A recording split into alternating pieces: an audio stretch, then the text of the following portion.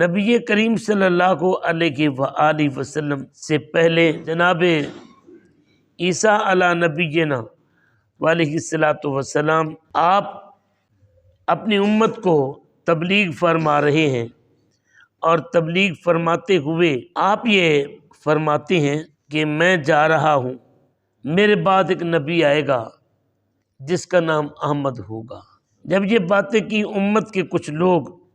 رونے شروع ہوئے۔ نبی کریم صلی اللہ علیہ وآلہ وسلم کی تعریف انہوں نے اس قدر کی، امت کے لوگوں نے پوچھا کہ حضور جس کے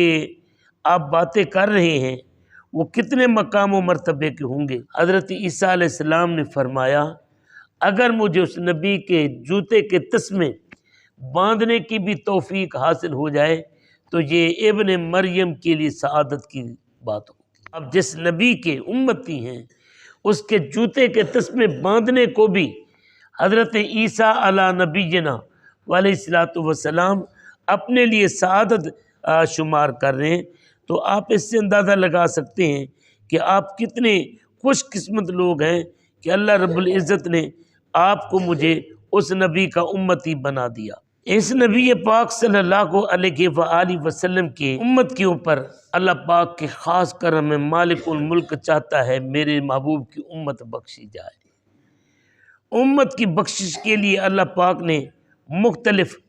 بہانے بنائے، ان بہانوں میں سے مختلف تحفے دیے، ان تحفوں میں سے مختلف نعمتیں دی، ان نعمتوں میں سے ایک عظیم نعمت رمضان المبارک، بہت بڑی یہ سعادت ہے۔ یہ ایسا مہینہ ہے، نبی پاک صلی اللہ علیہ وآلہ وسلم ارشاد فرماتے ہیں جب اس ماہ مقدس کی پہلی رات آتی ہے تو پھر شیطانوں کو جکڑ دیا جاتا ہے اور جنات کو جکڑ دیا جاتا ہے، جہنم کے دروازے بند کر دیے جاتے ہیں، جنت کے دروازے کھول دیے جاتے ہیں، اور پھر جب جہنم کے دروازے بند کیے جاتے ہیں پورے رمضان میں جہنم کا دروازہ نہیں کھولا جاتا، اور جنت کے دروازے جب کھولے جاتے ہیں پورا رمضان جنت کا دروازہ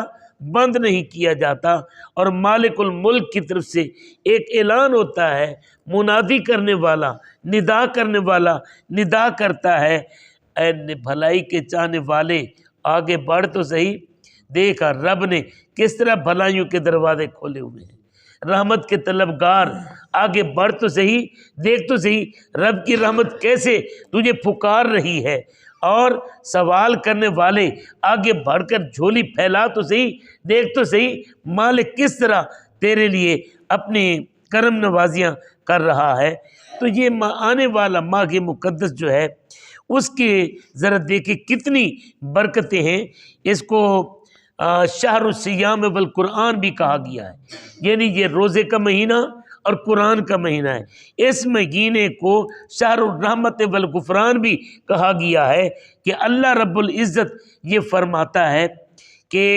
اس مہینے میں رحمت ہی رحمت ہے اور بخشش ہی بخشش ہے۔ اس مہینے کو شہر الخیر والبرکات بھی کہا گیا ہے، اس مہینے میں خیر ہی خیر ہوتی ہے، برکت ہی برکت ہوتی ہے، اور اس مہینے کو شہر التوبہ بھی کہا گیا ہے کہ اللہ رب العزت